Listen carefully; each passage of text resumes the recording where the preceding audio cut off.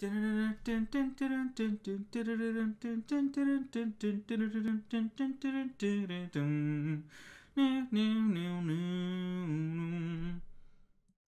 heroes, to the greatest uninformed, low-budget esports show within my immediate area, focused on two of Blizzard Entertainment's fantastic games, Hot Swap, Heroes Over the Storm Watch.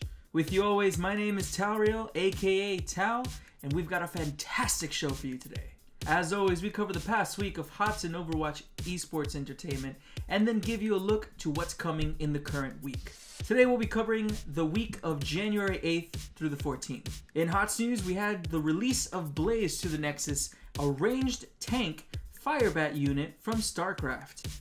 As well, we had possibly the third rework of Malfurion, making him a little bit more difficult, more engaging to play, but playing more as the druid like they're meant to be played in WoW. Along with buffs to Hanzo, making you hate both Shimada brothers, not just one.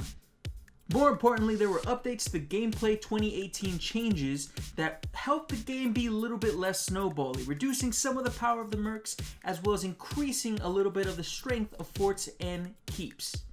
Unfortunately, as things are now, Hero League is still a bit of a mess. Many people are complaining, and while the snowballing has been slightly reduced, it's still basically an avalanche. Don't trip, because you'll fall all the way down. Also, heroes, please don't mind the background noise. My co-worker Dusk is fighting with the voices in his head. Sometimes he loses, sometimes he wins. Notable is that this update did not come with the personal rank adjustment that was teased at BlizzCon. It's still not available, it's still inactive, and probably rightfully so, judging that everyone was losing personal rank adjustment when they were winning games and playing well. Unless it's an elaborate troll, which I'm okay with. It's kind of funny. Finally, in a bit of more serious news, Team Expert and Roll20 Esports both left the HGC. Unfortunately, it seemed that there was a little bit of conflict between the players versus sponsors owning the team membership slot for the HGC. While details are unclear, it's definitely something that hopefully will not stop further organizations from joining the HGC, as we still have a number of teams that are sadly unsponsored. Especially being that I'm wearing my favorite jersey, esports jersey, the only one I have. You're going to be seeing it a lot. I hope Roll20 comes back and sponsors the same team again in the future.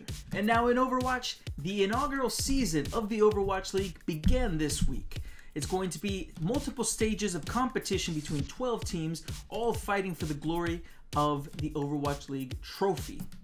Now, notable is that the first two seasons of the Overwatch League will be LAN events held in California, with Season 3 expanding to having each team actually be in their home cities, and hopefully have esports arenas and stages and things that people can go ahead and see live instead of just watching on the Battle.net launcher or online on Twitch. Media Day was on the 9th of January, and it was fantastic as many people got to see the faces and get to hear a little bit of the stories behind the players that are going to be representing each team. It also allowed everyone to complain about the fact that most of the players are Korean, when you have to think about the fact that if you pay $20 million for an esports slot into a game that hasn't really had a gigantic esports showing thus far, and you're putting a lot of faith and investment into, you want to have the best of the best, and frankly, Koreans are it. They're just too good. Along with that super nice complaint train, we have all the complaining about the Overwatch League skins that were released, being for many people very expensive at $5 a pop, even though you get one free and a second one free if you sign up for the newsletter.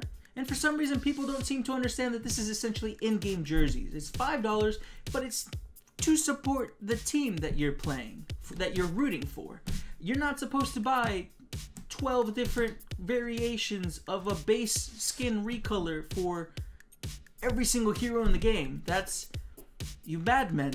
You don't need all the skins. Pick your team. Hate the enemy team. This is how sports work. I know in esports, we haven't had that experience of franchising, but you're supposed to hate Boston if you're from New York, and if you're from one of the two Texas teams, you gotta hate the other one. That's how this works. Unless that hateful team is going up against Koreans in the finals, then you cheer for whoever's America. Because you have to. Can't let them win. So with that being said, let me throw you a little bit of opinionated content your way. My heart is with Dallas Fuel. I want to burn blue with the likes of Seagull, XQC, Effect, Taimu, and Mickey. That positivity, that great energy is in there. My soul is with New York because I was born there. I love the team. I love the stories of the people there. I think that Pine, Flower, Sabiobi, it's going to be a fantastic roster. likely to take on Seoul. And my pity and my hope is with Florida because they got the worst skins of the whole lot. I don't really know too much about the players. I live in Florida. I hope that they can somehow get a McDonald's sponsorship or just... I think they were sabotaged. They were definitely sabotaged. They paid $20 million to be McDonald's employees. And as a final bit of positive news, during the Dallas versus Seoul Dynasty opening marquee match, the third match of the day, Twitch viewership reached a peak of about 415,000 people, all tuning in to see the premiere of the Overwatch League and to see one of possibly the best Overwatch competitive matches of all time. Now we come to the spoiler warning part of the show where I go wee wee wee. Don't pay attention if you haven't seen the matches or you care enough about spoilers, even though almost a week has passed since the actual matches were played. Alright heroes, now through the power of our amazing green screen technology here in the studio, you will see here the graphic that I'm going to be showing you, which is the Overwatch League tab in the Blizzard.net launcher. Yes, if you are an Overwatch League fan, you can get all your content straight in the launcher, and if you're a Heroes of the Storm fan, you're not big enough to matter. That's right, we don't have a tab for Heroes of the Storm, and everyone's complaining about it. Frankly, I think they're right. I think they deserve a tab, and I think that Blizzard is in their best interest to go ahead and put an HEC tab in for the next season of play here in 2018, which is starting this week. As you can see here, on Wednesday, there were 2 0-4 games that played very well. It was the opening matches to the entire week of the league. And while the matches were decent, they were, stomps score-wise, but they were good matches either way. But as you can see here, Seoul versus Dallas Fuel was possibly the most hyped Overwatch match of all time, bringing in that peak 415k viewership to Twitch, and frankly, it was just a damn good game. Although Dallas did unfortunately lose, and they tied the 4th map. It is important to say though that there's been a lot of controversy over the Chinese team, being that the Shanghai Dragons did not sign Miraculous Youngster, the best Chinese team in Overwatch. They showed up at Apex, they did fantastic. Instead they signed relatively new talent, better players than you and me, let's get that straight, but not Miraculous Youngster. Why? I don't know. I mean, I think the strategy is to lose all of the season so that they could pay their players less and then somehow make up for the $20 million that they paid for the league spot, but because you don't want to... It doesn't make sense. It doesn't make sense. Why isn't it Miraculous Youngster?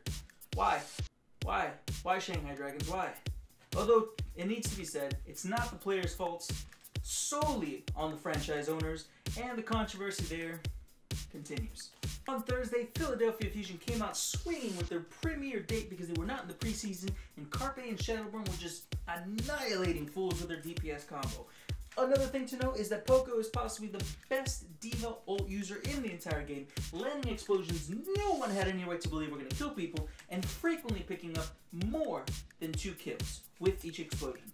All hail the Poco god. You can also see that Florida basically tried. I'm sorry, my heart's with you, but Florida, you're struggling, buddy. A final note on Thursday is that Pine is a terrifying control point monster on the McCree and the Widowmaker. For the most part on Friday, it was relatively standard results that you're going to be seeing, and it's a little bit shocking that Dallas Fuel went down to the Valiant without winning a single map, and it's very clear that they're having a little bit of growing pains in accommodating their new team members, putting in their old team members, and kind of meshing well. It was mentioned there's a bit of a weird rule regarding swaps, where you have to put in the swaps ahead of time. You cannot do them, let's say, mid-series, so that you can adjust to whatever your enemy team's bringing. A little bit odd, a little bit weird. Hope that changes, and it makes the swaps less tactical and much more prophecy-wise. You have to look into the future. It doesn't make a lot of sense. On Saturday, Philadelphia Fusion, even though they had a fantastic opening on Thursday, they struggled. They struggled hard here, apparently having good individual performance, but cohesion, the teamwork, just wasn't there. Although, once again, Poco is the D.Va god. Don't care what anyone says. He is D.Va. And you can see here that when the New York Excelsior took on the Houston Outlaws, Pine dismantled and destroyed the enemy team on control point, once again proving that he is a god, that a tactical nuke that they bring out only to smite people on that map.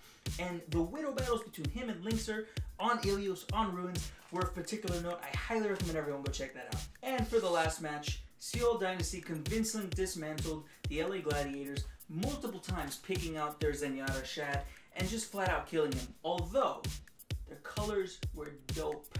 I have convinced beyond any measure that the LA Gladiators, the Houston Outlaws, and Seoul Dynasty have the best color scheme of the entire league, hands down. Overall, the results of the first week of the Overwatch League definitely leave me thinking that Fleta is possibly the best player in the league currently, but that's not counting all the many underage players, such as Flower, that are not being able to play, or like Sinatra and Flower actually, they're not able to play at the current time because they're not 18, although they will be hitting 18 before the end of the first season / second season of the Overwatch League. Overall, the first week was powerful. It was strong. It was a good showing. This can be a thing. If they can keep up the momentum, keep going the interest, I think this Overwatch League might actually be an amazing thing. All that being said, let's take a look at what's coming this week in Heroes of the Storm. We have the beginning of the HEC, which runs from Friday to Sunday at the end of every single week. At the end of every single week, beginning with Korea, moving on to Europe, and then NA. They are region-locked competitions that then accumulate in the mid-season and Eastern clashes, and then obviously BlizzCon at the end of the year. Of particular note, I want to point out this giant button you see here. It's called Spoilers. What this does is that you click it at the top of the website. Yes, I said website, not Battle.net launcher, because that would just make too much sense. Blizzard, add it, please. But anyways, the website has a Spoilers button, which is amazing because the Overwatch League tab in the Battle.net launcher, in their website, on Twitch, blah, blah, blah, blah, blah, does not have a Spoilers button. Why is this in the launcher? Heroes is not in the launcher, but Heroes has a Spoilers button, but Overwatch League doesn't. You have one esports team, right? Fix it all up. Yes, I'm complaining about relatively small things, but you know what? It's Blizzard and I expect better. Again, here you can see the Korean matches that are going to be played. A particular note is, of course, MVP Black. Let's see if they continue to dominate in this new meta. Then you can see that Europe matches, what the teams are going to be playing there. Remember that Korea starts out first. These times are in EST. You go to the website, you see them in your region's time, depending on your computer. Europe follows up Korea. And then after Europe is North America. Now, Team 12 is Roll20, what was formerly Roll20 Esports, Heroes Hearth, and Looking for More, or LFM Esports. They are the newcomers to the HEC NA. They are going to be new blood, essentially. Although Heroes Hearth does have former players in the HEC, such as Crowan and McIntyre. And then we're going to be coming to the Overwatch League Week 2 matches. As you can see here on our amazing, once again, technological marble green screen apparatus room design thing. I'm a bob. Overwatch League runs from Wednesday to Saturday at various starting times. You really want to pay attention to when specific matches are going to approximately take place, because it does change every single day versus the HEC, which is relatively stable unless crazy things happen in the matches.